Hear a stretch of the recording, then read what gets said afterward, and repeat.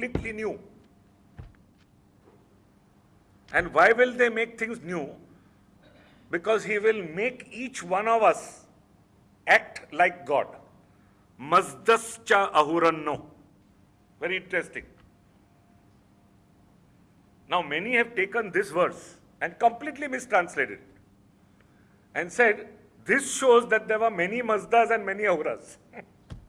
Because this is plural. Is it?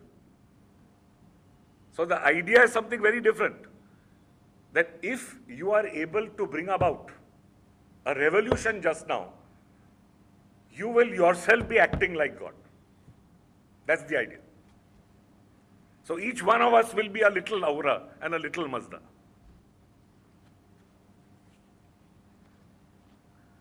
Then I moyastra barana ashata. Moyastra is companionship. So when you live with truth as your companion, Asha is truth,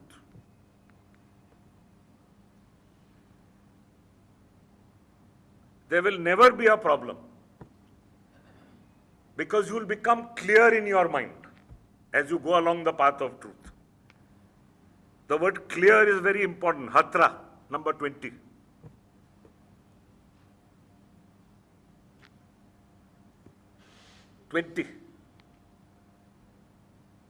And the word 24 also you will find all the time. Chistis. Chisti is translated as understanding, wisdom. Here it means understanding. Same meaning as given to the great saint Salim Chisti. Number 24. And Maitha in number 26 means doubt.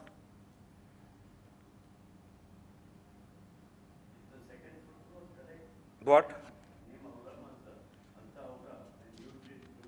No, I don't agree. I don't agree at all. No. That is what Taraporwala thinks. Because he has to explain what Bartholomew and other Christians, Western scholars, attacked this verse about. The attack on the verse was that who says this is monotheistic? There are many Mazdas and many Auras. You see?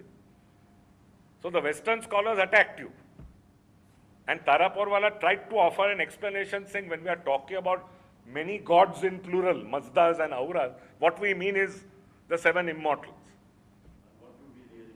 According to me, what I told you was that when each one of us attempts to make the world fresh, renewed, new, then each of us acts like a mini god. Yes. Sorry? Yes, because of your own individual mind. You see? So it's trying to tell you that, look, there will be many little gods who think like Aura Mazda. Where the person is actually acting like God. You see, he's never, no, in the Yathavarya prayer, nobody acts like God. The shepherd story that you say that. Yeah, perhaps, because there you are not acting like God, but what you are doing is in your own small way, right? Helping somebody in need. God's strength will come to you. This is a little different.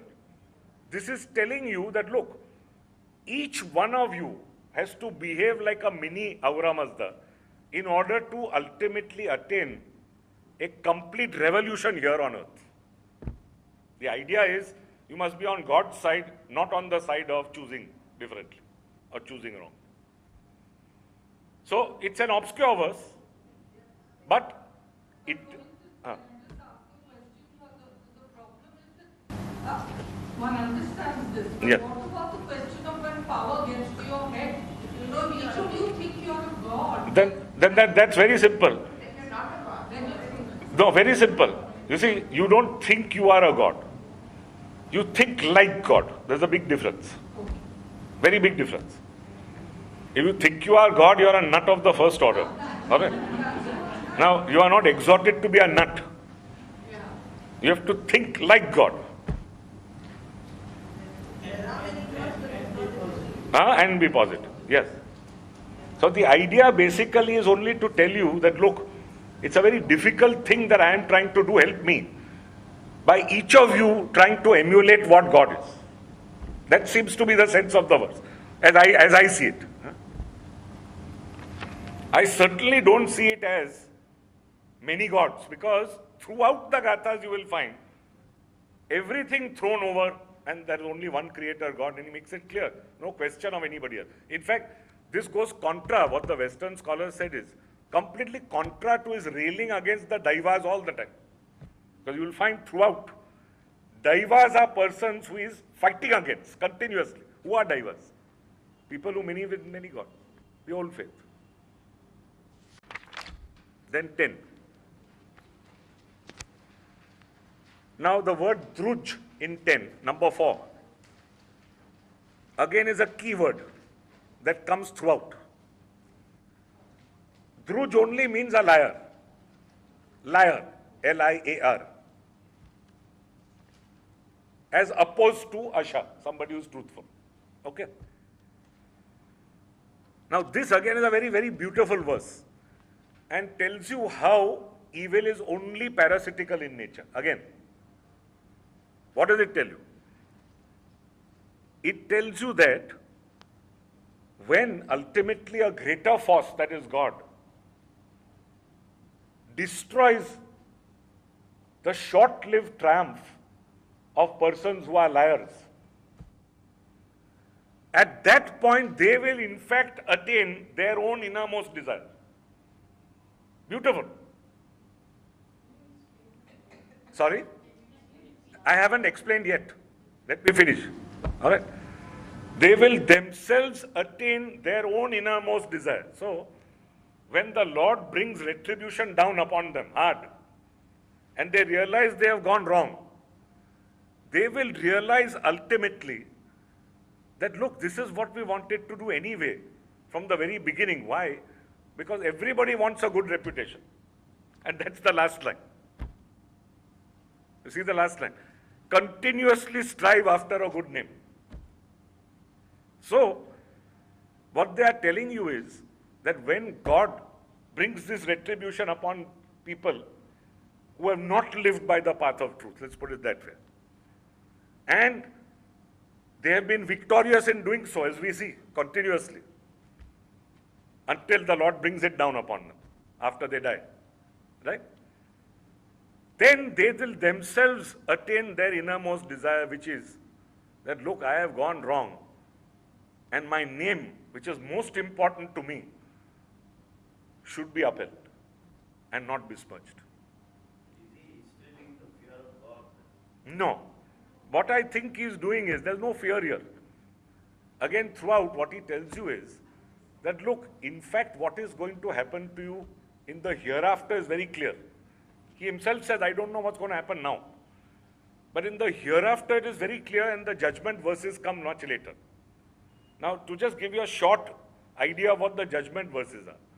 Judgment verses are that when you die, your own mind will chide you, because there will be a complete playback of your life too. And when you see what you have done wrong, your own judgment faculty judges you, which is why there's no fear.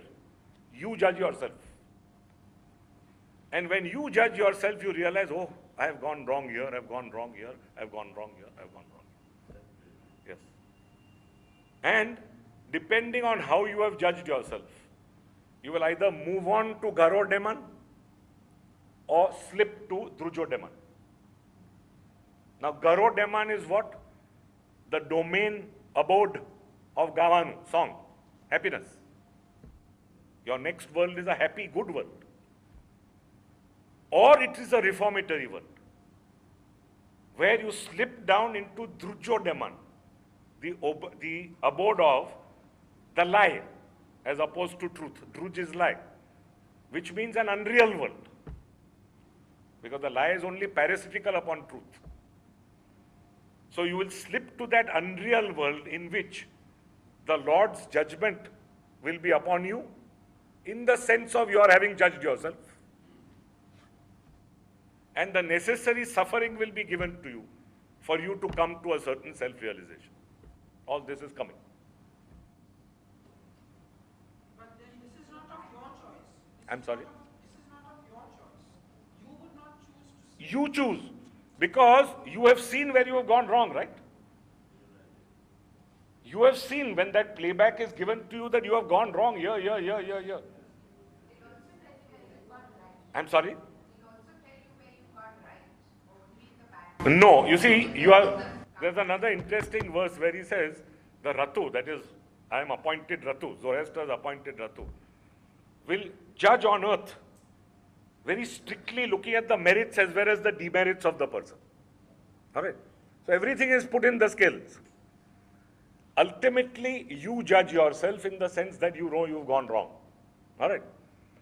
The necessary amount of suffering to be put upon you is in the Lord's hands. Yes. The idea again is positive. The idea is not to punish you. Idea is to reform you. Very important. And all that is coming just now. Because we finished verse 10, correct? Verse 11 is that idea. Yes. Word translation. No, the word translations are simple. The key word is druj. Number 4, correct?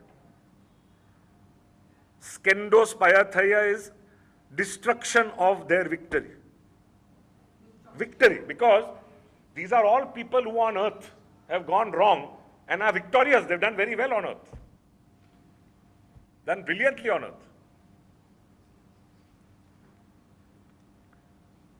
And when finally the necessary degree of suffering is put on them, retribution,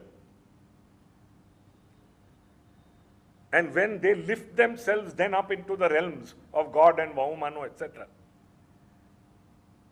they will realize not only that they have gone wrong, but ultimately their innermost desire will be fulfilled, that is, their reputation will stand intact. This is the idea of this verse. All this happens only after you die. Only after you die. Because the whole idea here is, you are victorious, spaya thaya. Where are you victorious? Here. Perfect. But if it doesn't, you'll correct yourself later. Yes. But what is important is that at least it certainly comes in the year after. That's what is important.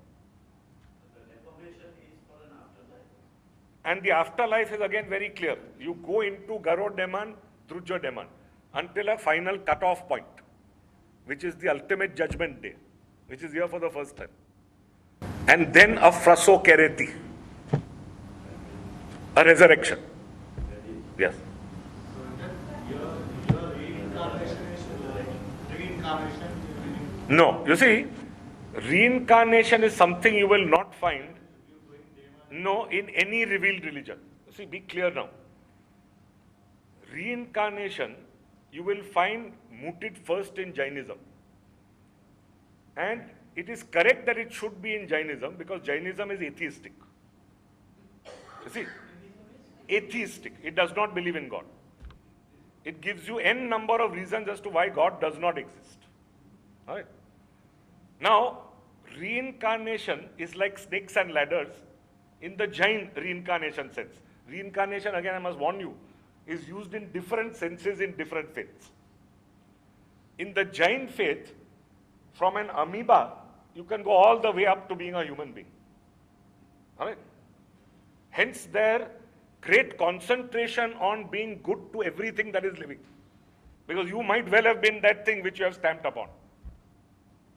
Okay. So, the Jain faith tells you very clearly that look, everything here is by chance. There is no God, there is no purpose, there is no plan. The best thing is to get out of this horrible mess. All right? And this horrible mess is what? This constant birth, rebirth, rebirth, rebirth. And you can spend some 84,000 lives becoming human and slip down the scale and become an amoeba again. And spend another 84,000. So 1,000 lakhs, whatever, you know. It's not bad or good. It's not bad or good. It is just that it is a lower form of life. It's a form which doesn't have a brain. Doesn't have a brain. You see? So obviously as an amoeba, you don't make a choice, right? So when you die as an amoeba, somebody else makes a choice. That's the first problem. There are many problems with this. And, I'm sorry? That's what I'm coming to, if you don't mind. It's a difficult subject, all right? Why do you think Little patience, a little patience, little patience. So, it is compatible first with an atheistic faith. You must never forget. It creeps its way into Buddhism, which again deals with it differently, Hinduism, which deals with it completely differently. But the original idea is an idea compatible with no God, no purpose. And it's not far to seek why, because when you reincarnate, there are two problems as I see it. One is you have billions and billions of planets in this universe. Why should you reincarnate only here? It's an ostrich-like thing, you see? That you keep coming back only here. Why can't you go somewhere else? And the second and more important thing, you don't know why you are here. Now, you don't know why suddenly you become a cat, a dog, or an amoeba. Correct? Whereas, when you are dead, you continue after you are dead exactly as you are, and you know exactly why you are in Drujodaman. The idea being that Drujodaman is something reformatory. Now, no, just 1 minute. So obviously, therefore, reincarnation as the Jains see it is totally opposed to this vision, because this vision is a vision which has a God, which has a purpose, and which in accord with that purpose says that you are going to continue as you throughout. The thread of you is never lost. You will never become an amoeba. Okay? So, reincarnation in the Jain sense is obviously not here and cannot be here. It will be antithetical to everything here. Antithetical, totally. Equally, reincarnation in the Hindu sense. Suppose you say that I am going to reincarnate but only into another human being, deformed, whatever, is equally not compatible with this philosophy and would be very difficult to be compatible with the yoga philosophy, because the Hindu schools are 6 schools. Again, you have an old atheistic school which is Sankhya. Later Sankhya becomes theistic. But old Sankhya, reincarnation will be completely compatible. New Sankhya, difficult. Yoga, completely impossible, because yoga believes in Ishwar, one God. See? So, reincarnation is something which you have to be very difficult. It's very difficult. It's a difficult subject. But all I can tell you is, no revealed religion, there is no person who says, I have come as a messenger from one creator God, will tell you there is reincarnation. Jesus doesn't tell you. None of the Jewish prophets tell you. Muhammad doesn't tell you. All right? So please remember, you have on the one hand these revealed religions, where there is one creator God, there is a purpose, you have been born here with a purpose, and you never lose your identity at any stage.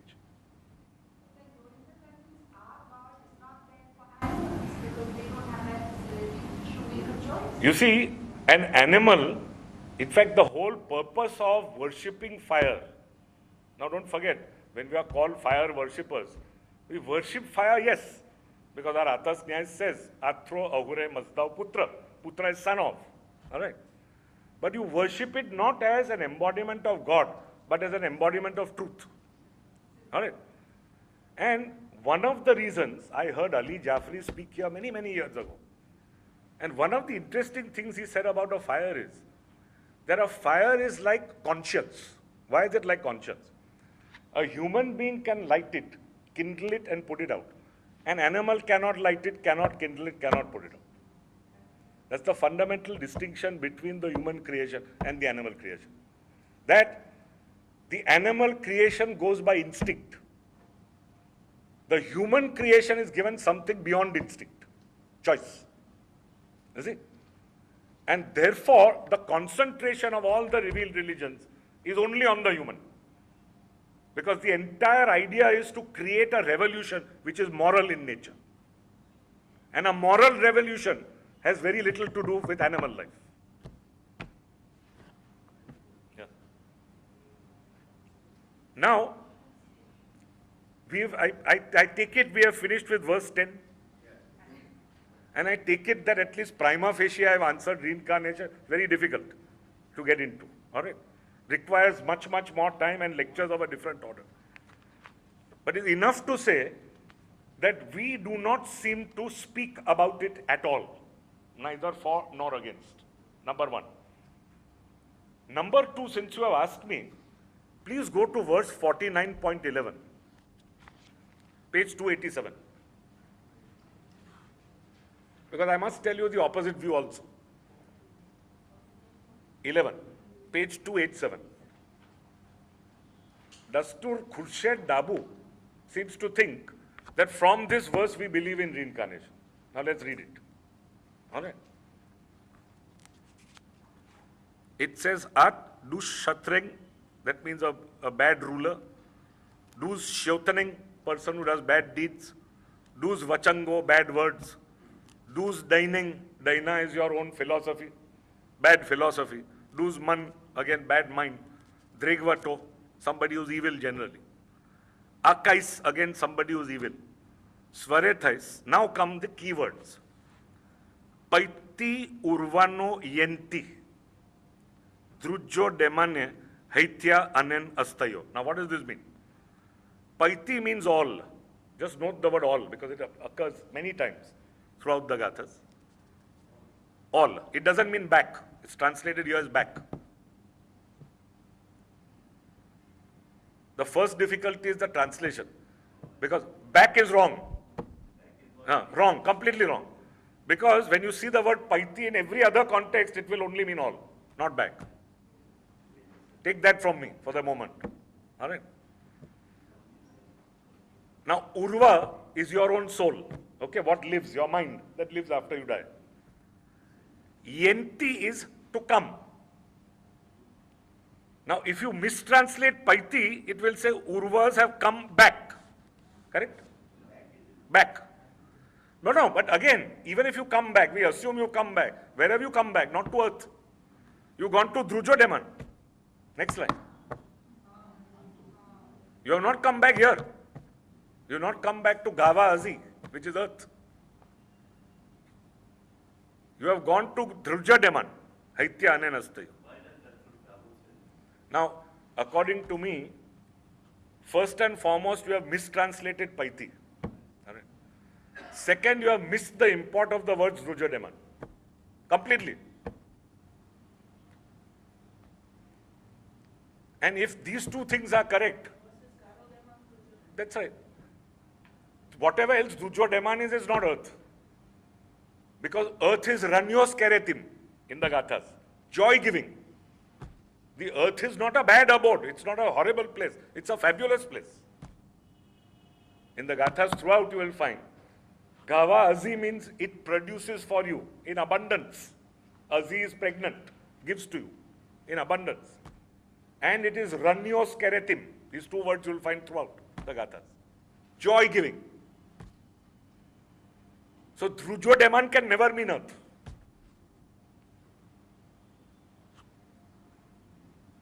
If this goes, out goes reincarnation, because that's nothing else said that any scholar has found.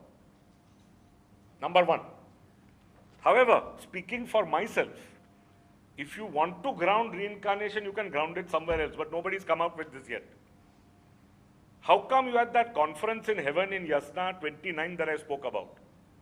And Vahumana found, yes, Zoroaster has already listened to what we have said. Did he exist earlier? And where did he exist? All big question marks. Just half a second. No, but therefore, it is possible, suppose you want to ground reincarnation. It is possible, this is all I say. Beyond that, very difficult. To say that logically, as an extension of what happened in Yasna 29, Vahumana said, yes, Zoroaster has already listened to our commands. We will appoint him now. The appoint means he has to be born first, right? So how has he listened to our commands? Exactly. But I'm saying this is the only other possible, as I see it, having studied this closely, only other possible ground for saying that there is reincarnation. There's no third ground that I have found yet. And this is my own ground, by the way. No scholar has said no. Where do you suddenly get Zoroaster and Vahumana talking about Zoroaster before he's coming?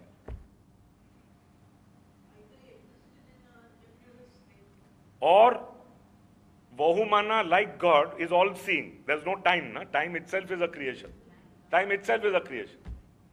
We view everything within time, correct? If time is not a creation, then you've already seen what he's already seen what he is. Yeah. So no, there are so many different viewpoints, but I'm only giving you one. So I'm saying this, according to me, 49.11 goes out for the two reasons I have given.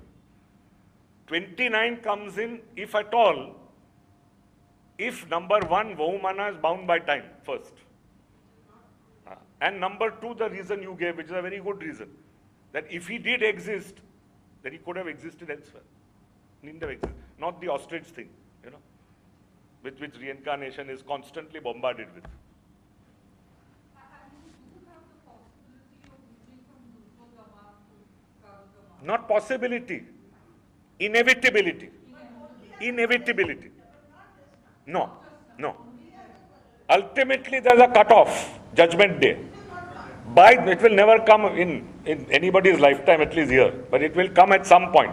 Even Jesus said, when he was asked about the cutoff day, I don't know when it's going to come, only the Almighty knows. I don't know. So, it will come on a certain day. By that cutoff day, Hitler, Stalin and Mao will also have been resurrected. To put things in complete relief, mass murderers and Genghis Khan, for mass murderers, will, according to our religion at least, not have the wages of sin, which is death, which is there in other religions, and which is in accordance with our Bundaishan. Because the Bundaishan, which is our creation text, so to speak, and which is probably takes after the old Damdat Nask, which was the creation text, specifically states that for 3 days and nights, every soul will go through milk, which will feel like molten metal to Hitler and company, but will feel warm and nice to everybody else. So that they expiate themselves of whatever rubbish is left in them. Because ultimately, after Judgment Day, after the cutoff, there can never be violence. There can only be complete selflessness, everybody existing for everybody else. Otherwise, you can't coexist. Death is necessary only because today you cannot coexist. So we believe in expiation of sin. Absolutely. Now, having digressed, let's come back to 11. Now, 11 is beautiful because 11 again is a lovely judgment verse. Note the word Urvata, number 3. Urvata will again repeatedly occur. It means law, laws.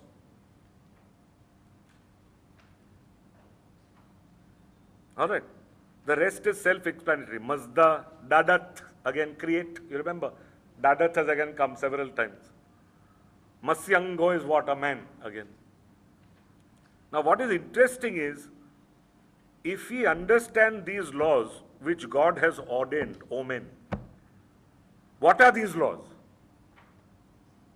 Happiness comes to you or pain comes to you, depending on what you do. And what is important is, God is responsible for this pain. There's no independent devil here. So the key words are Sviti and Niti. Happiness, pain. And what is the happiness? What is the pain? It's further fleshed out. Age-long punishment is for followers of untruth. Not forever and ever. Age-long. And upward progress for those who follow truth. So that ultimately you become in the state of what the great prophet says, Hu Urva Tat. Because don't forget, and you'll find these concepts continuously. And they are twin concepts, they go together. Hu Urva Tat Amere Tat. Tat is the same Sanskrit word, the state of being. The fact that you are, I am. Alright? Who is whole good, completely good. No iota of evil in you. Urva is your soul, what your own mind is just now. So only when you are completely good, in a state of being completely good, Hu Urva Tat, will death be removed. Amere Tat. What is Amere Tat? Marvanu Jase. Amer. You will become immortal. You will become immortal. And the two go together. And you will find these twin concepts continuously through the Gathas. So first you have to reach a stage of Hu Urva. Unless you are Hu Urva, you can't coexist peacefully with each other. So, sorry? It'll come repeatedly. It's there repeatedly in every other. Now we'll read Yasna 45, it will be there. Because the great sermon. Yeah?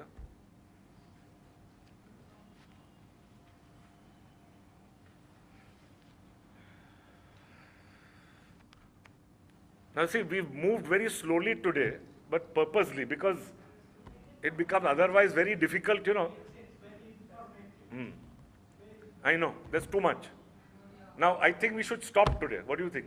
Because the great sermon will take too much time again. And I don't think you will be fresh. Now you are free to ask questions, and what I suggest is that, just half a second. You are free to ask questions. And when I come next time, I want informed questions. Okay? Because I want all of you now to reread this in the view of what I have told. Then only, having done homework, will you really understand and come to some nitty-gritty, after which then we can progress faster. Yes? Please use the mic to ask questions and then the answers so that it's recorded. Yes?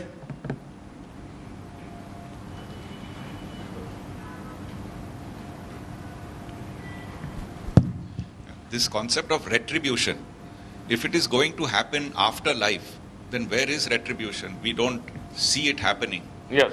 So There are that's many why, things. I'm sorry, please complete the question. So that's why maybe evil continues, Yes.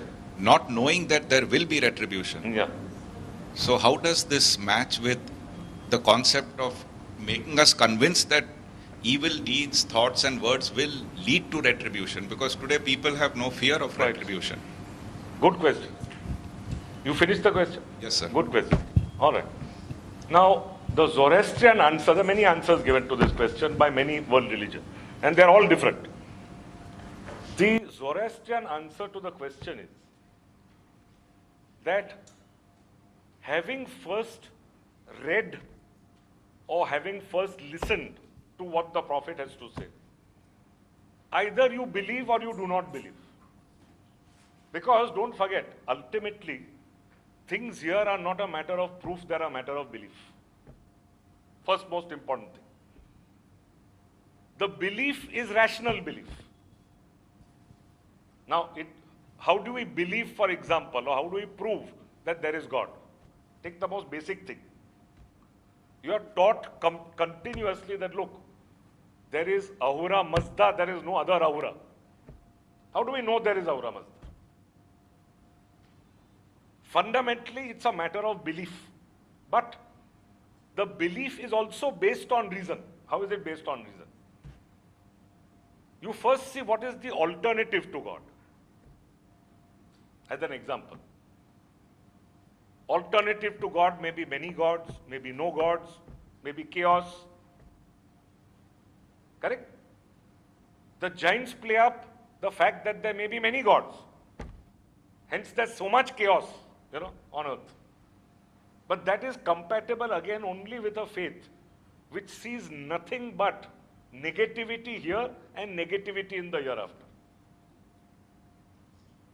So, ultimately, if you are to base God on reason, how would you base God on reason? You would say, look, all of us know that motor cars exist, correct? Right? All of us know that motor cars are manufactured. We all know that there are a million parts which go into a motor car. Now, who's made that car? Who made those parts? And how does it run? At least we are sure that over a period of time it's the human mind that has done all this. So in short, whenever there is something which follows a certain law, what does the motor car follow? It follows laws that are peculiar to it so that it can move. Correct? The moment you follow a certain law, there has to be a lawgiver. If there's no lawgiver, there's no law. Now the question is this, is there any law in the universe? And do we follow any such law? According to me, it's an obvious question and an equally obvious answer. How is the Earth exactly 92 odd million miles away from the sun, so as to sustain life as we know it? We know that life as we know it, at least, cannot be sustained either on Mars or Venus, which are our adjoining planets. Why? It's either too hot or too cold. Right? So there's some mind applied to the fact that life as we know it has to exist only within this parameter of temperature. One. Second, why is the Earth tilted? It could be straight. If it was straight on its axis, there'd be no seasons. So somebody has thought, there is a mind which has been applied to tilting it exactly like this, so that it follows a regular path and a regular law. Why does it take exactly 365 and a quarter days to go around the sun?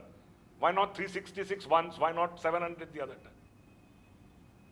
Why does it revolve around itself for exactly 24 hours? Why is there this tilt?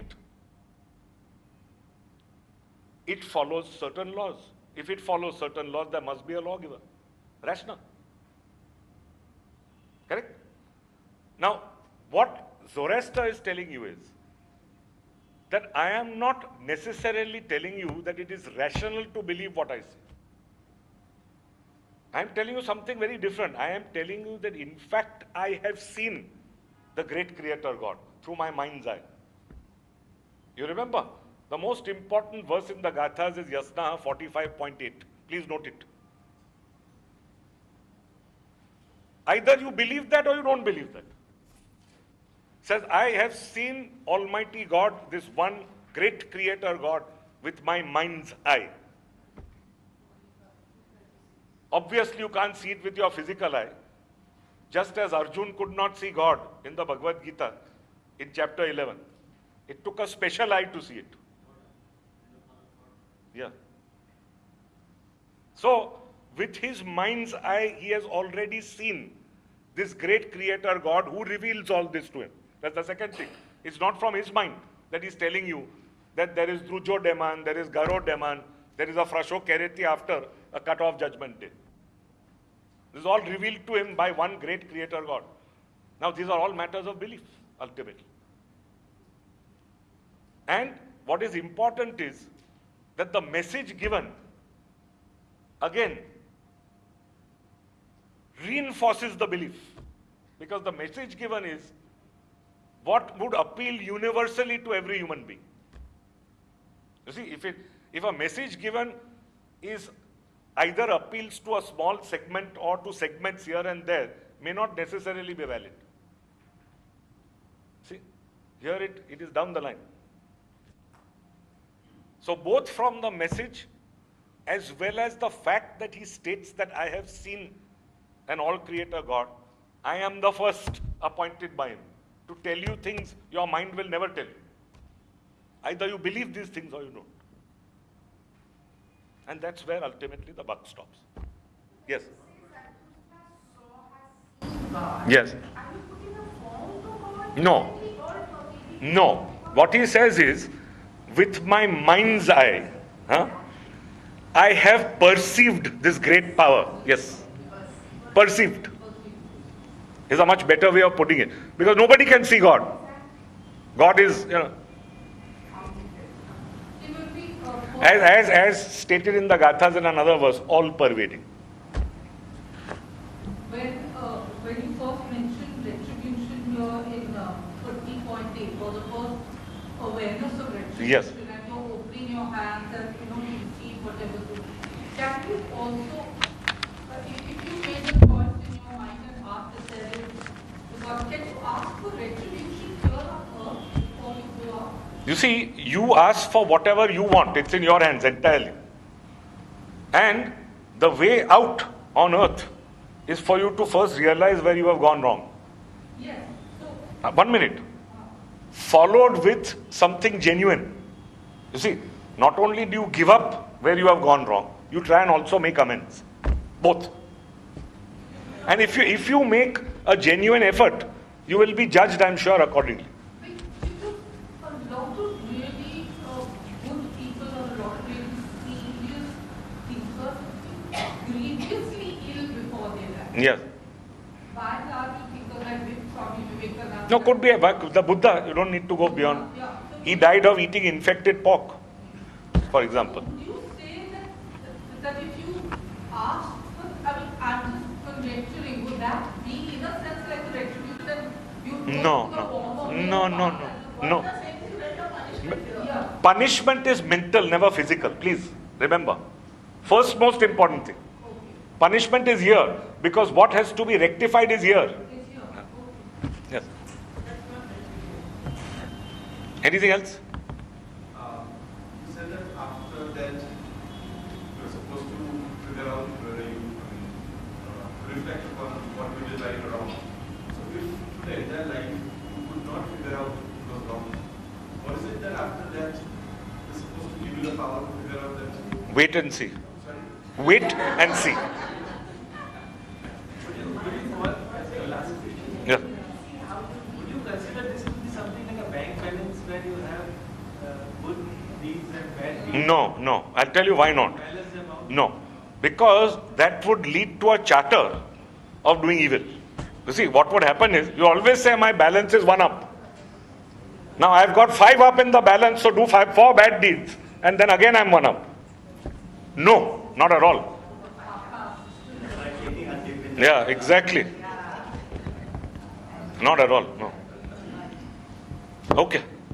Next time, next Sunday. Huh? Thank you. We haven't made much progress, I must tell you. Huh? But I suppose we will have to be slow. Huh? We'll have to be slow. No. I don't know. That's it.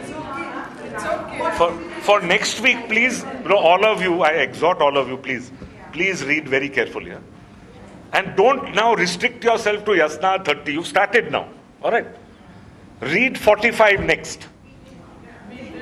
Please read. Now with this background, read 45 next. It will make much more sense to you. So that when we come next time and speak about 45, we can progress a little. Thank you.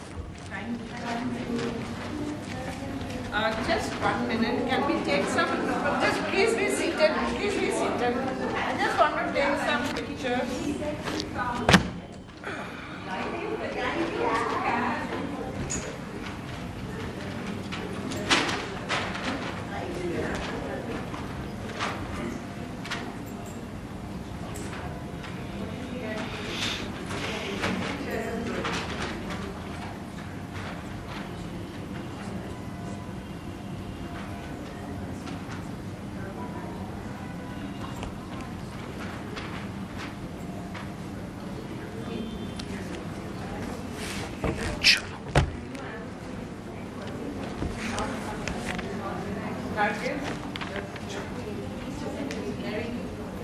Nita, this, Farida, this.